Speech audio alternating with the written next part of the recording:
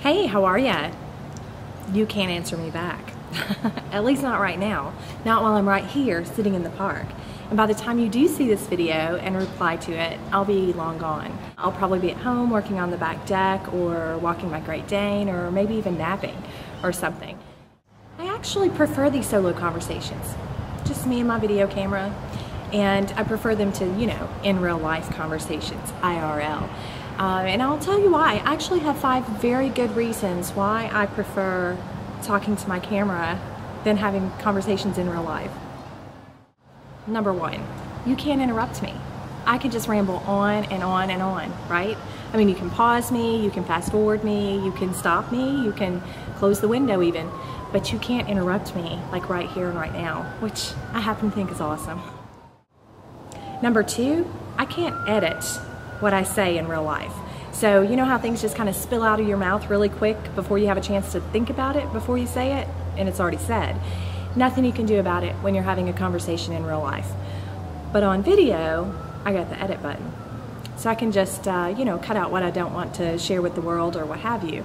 But like I said, in real life, once it's out there, it's out there. Number 3, and this is a big one.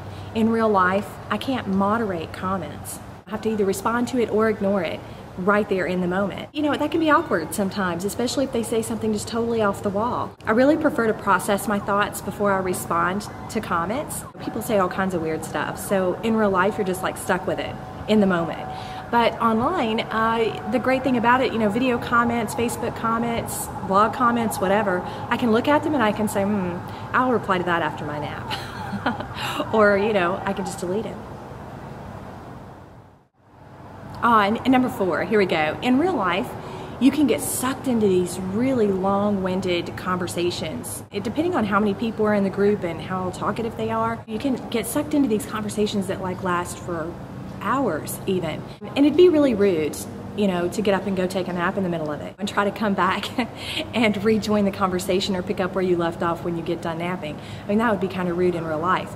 But online, virtually, you can enter and leave conversations so fluidly, and you can go take a nap in between, you can go make lunch in between, you can go make coffee and come back without having to say, excuse me, I'm gonna go make a coffee now. Basically, you get to enter the conversation where you please, you get to just kind of come back and forth to it, and it's much better than being stuck. Have you ever been stuck in a conversation you don't want to be in, or in a great conversation you just don't want to be in it right then, like you're running late for something, or I don't know, you got better things to do, like take a nap. Yeah. Number 5, in real life, I get stuck talking to weirdos when I'm out in public.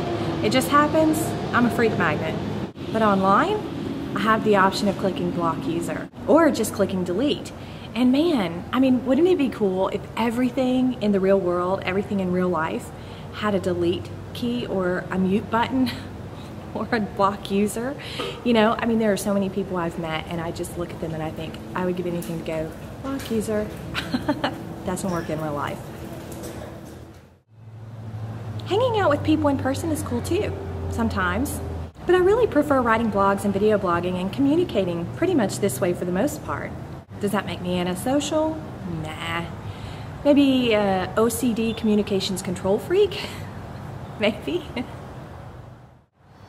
Oh, and I almost forgot. There's actually a 6th reason why I prefer video blogging or blogging than having conversations in real life. And it's because in real life you need to be dressed.